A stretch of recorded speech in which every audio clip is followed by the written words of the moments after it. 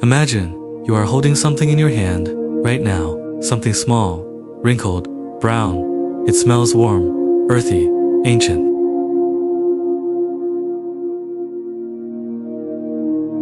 Now imagine that this tiny thing was once worth more than gold, more than land, more than human lives. That wars were fought over it, that empires were built around it, that a man once traded away the island that would become New York City just to keep it.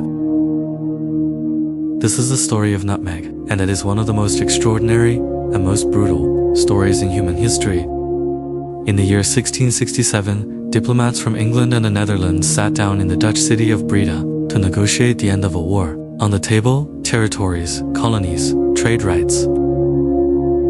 The Dutch held Manhattan, a strategic island at the mouth of a great river in the New World.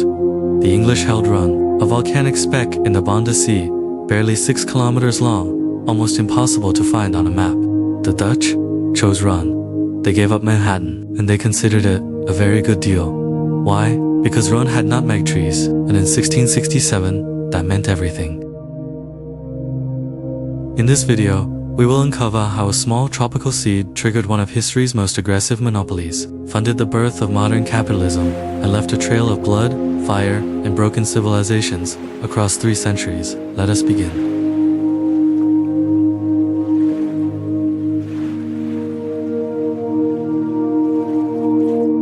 Before we understand what the Dutch did to the Banda Islands, we need to understand what nutmeg was worth, not just in money, but in human obsession.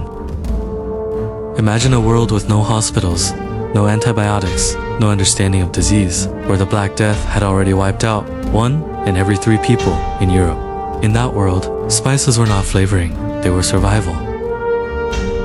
Nutmeg was believed to be miraculous. Physicians prescribed it for everything: headaches, digestive disease, the plague itself. Wealthy Europeans wore pouches of nutmeg around their necks. They would pay almost any price to get it. By the time 1 sack of nutmeg reached London from the Banda Islands, it had passed through a dozen merchants. Every hand took its cut. The final price, 60 times what the farmer received, for a handful of small brown seeds. The entire world's supply came from one place, 10 tiny volcanic islands, the Banda Islands, together, smaller than some city parks, and yet they held the entire world economy hostage. In 1602, the Dutch created something that had never existed before, a corporation with the powers of a nation, the VOC. It could declare war, sign treaties, build armies, execute prisoners. It was capitalism with a sword. Within 20 years, the VOC became the most powerful commercial entity on Earth. Adjusted for inflation, its value exceeded $8 trillion, more than Apple, Amazon, Microsoft, and Google combined. And it had one obsession: control all the nutmeg, forever. The man chosen to seize the Banda Islands was Jan Peterson Cohen, 32 years old. Ruthless beyond conscience, he wrote to Amsterdam, "We cannot carry on trade without war, nor war without trade."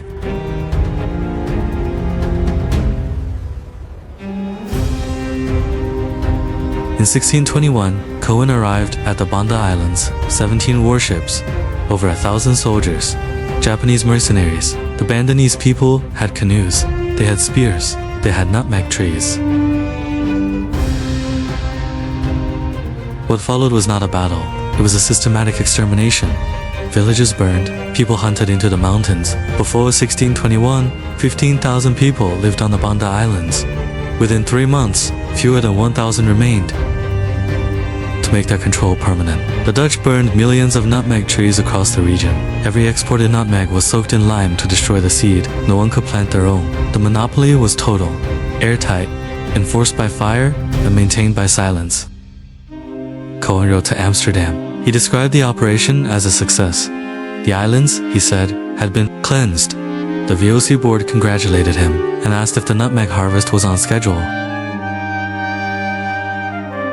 The Dutch divided the islands into plantations. Enslaved survivors were forced to harvest nutmeg under brutal conditions. Any resistance meant execution. Any sale outside the VOC was a capital crime. The monopoly was built on bones.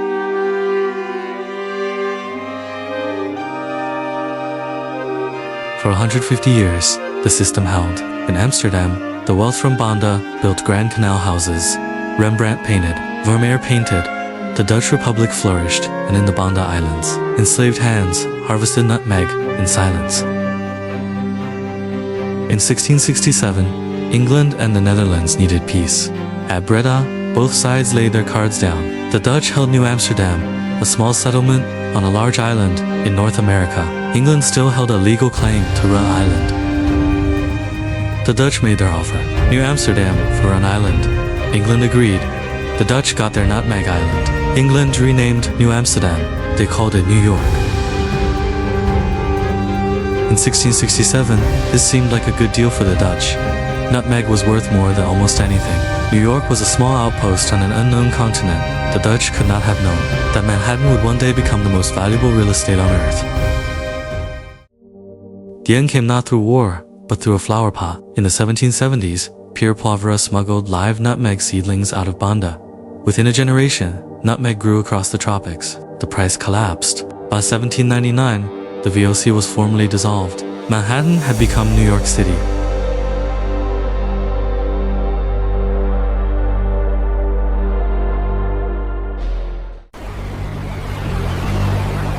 The year is 1799. The VOC is gone. The Banda Islands are quiet, and nutmeg is growing everywhere. We look at this jar and see a spice. They looked at this seed and saw power. The power to control supply. The power to eliminate competition. The power to extract value from distant people who had no say in the matter. Stand in a supermarket today. Find the spice aisle. Pick up a small jar of ground nutmeg. It costs perhaps $2 or $3. $2 for the seed that once reshaped the world. This thing, this ordinary, unremarkable thing, once caused the death of 15,000 people. It was the reason an entire civilization was erased. It was the reason a city called New Amsterdam became New York.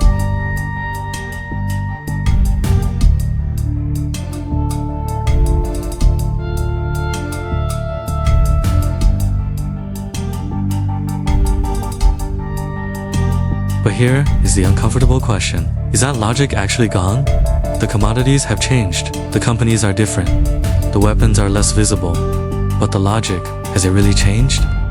Today we fight over oil, over data, over rare earth minerals. Corporations lobby governments. Supply chains stretch across continents. Distant workers produce what distant consumers buy. The nutmeg has changed its shape, but the hunger for it remains. History is not just what happened. History is the pattern of what happens. And the pattern of the nutmeg is still being written by us. Right now, thank you for watching. If this story moved you, share it and tell me in the comments, what do you think is the nutmeg of our time?